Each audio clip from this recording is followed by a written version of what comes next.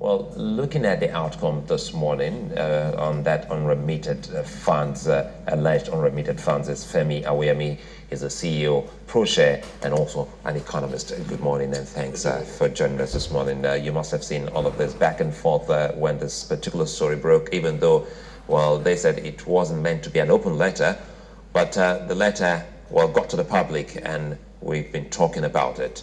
Tell us what your thoughts on this. First thing is that I think it's important that we put most of these things in proper context. The key issue at stake here is the Nigerian economy. Also at stake is also the integrity component of those who occupy offices. But the sub-context is that how do we treat matters which affect the core of the Nigerian economy if principals like the CBN and the president cannot exchange correspondence and it becomes open? What I believe happened in this particular case is that I believe sometime in January to June, according to the CBN, July 2013, CBN had gone through, I believe, let me get the right thing, the pre-shipment inspection documents, and found that about 600 million barrels of oil had been shipped out. And from his records, he would have expected a particular amount around $65.3 billion. But from what he got in his revenue was about $15 billion. So therefore, there was a difference. And normally, you would expect that when you have such discrepancies, there will be an exchange between the CBN and the NNPC. Well, we are not privy to that information if it did happen, but you would expect that such exchange would happen. That would be the first point of call. The second point, or perhaps a corollary to that, is that there's also an exchange with the Ministry of Finance. If this had been done and they did not get any answers, you would then expect that it is consistent, therefore, to expect the central bank to then escalate the matter. My own interpretation would be that it was therefore escalated by writing to the president. And now, was it the right thing to do? Yes. Procedurally, you raise it back to the commander-in-chief, the head of the cabinet, whom you all report to. That suggests to you that there were discussions in place. If there were no discussions, however, then you want to begin to ask, why did it go straight to the president without relating to the other arms of the agencies? Now, having gotten to them in September, this is where leadership issues also comes in between, because it's about Nigeria. You would expect that immediately that letter got there would have been a summoning of this, because that figure, let's put it in context, if the figure were true, you were talking about Nigeria's budget for 2 years aggregated together, the whole country. There were sub-contexts which people would ask, because if there was no money, where were we getting money to run the country?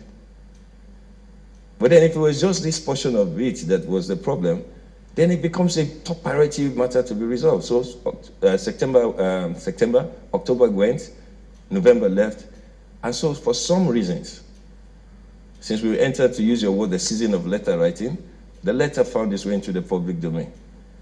That letter finding its way into the public domain should equally trigger certain things. One, the sense of national responsibility, knowing fully well that it has huge impact on the Nigeria's economy, financial standing and rating, especially to the global society. And so people should immediately come out and say, look, this letter was just a routine thing. We were working on it and we get it. But since we are in a system whereby we trust each other less, we believe each other less, it then took a political undertone.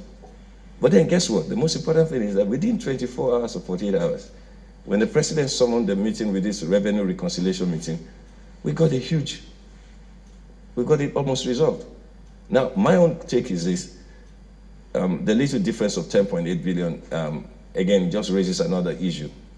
How can we not, and I've always been consistently bothered about this, how can we as a country not be able to understand and appropriate correct figures for what we produce? Why should there be a problem with not getting it right?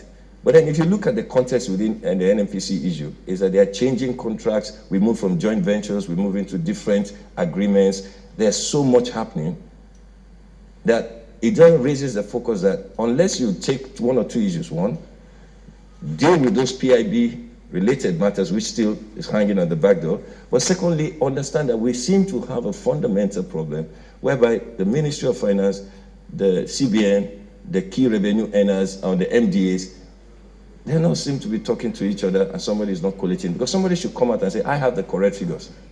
Because that's very important. I'm going through the some of the findings, the summary of the findings of this revenue reconciliation meeting among the Central Bank, NNPC, the PR, Federal Inland Revenue Services, the Office of the Accountant General, Office of Budget of the Federation, Federal Ministries of Finance and Petroleum Resources. Well, it's a full house anyway. And you're talking about reconciliation of these figures, of what comes in and what goes out. Now, if we look at it critically, now we understood that something at least is still not accounted for, but it's not as huge as what we thought it was.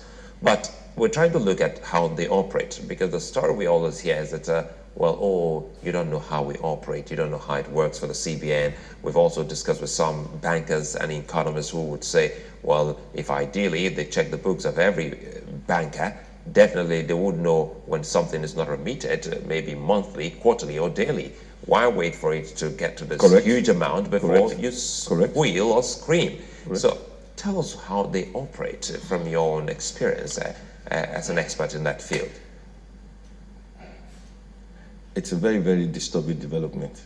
And to begin to talk that we had to wait for about 19 months to raise a reconciliation. Like I said, you would expect that there are routine and monthly checks that happen. And this routine and monthly checks is a very simple thing. The CBN sees all the pre-shipment documents. He knows what was shipped out of the country. He knows the balance. He knows what he's expecting. I think the real argument you should be asking yourself is that if NFP says this money had gone to DPR and then money had gone to Federal Inland Revenue Service, who is the banker to all these agencies? Isn't it the CBN? Exactly the point.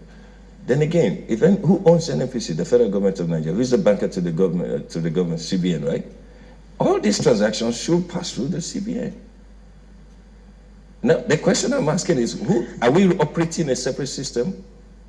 Because you call me an expert, and I say I can get more confused myself. You know, excuse me.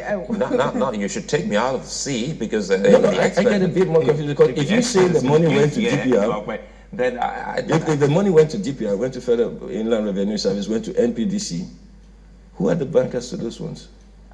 You know, I think that, as you rightly pointed out, I mean, in terms of reconciliation, you have actually pointed out certain things that ought to have been done. And we ought to ask questions as to whether or not these things were done. We understand that the CBN put out a message in the Daily saying that they do not wish to join issues with the NNPC. That particular communication is quite unhelpful. Quite unhelpful in the sense that, well, you do not discuss matters of government on pages of newspaper, but once it broke, once it became public, the game has changed. Then the whole purpose was about transparency. Then we step up that game, and then we continue on that same mode. It shouldn't have happened. Addressing the public. It shouldn't have happened, but it's in the public. But then you then need to deal with that substantial allegation that the whole budget for 2 years' worth of could not be found. But the key word was this. They said unremitted, unrepatriated. They may be technical terms. But then when you sensationalize or when you write, it becomes missing or not found.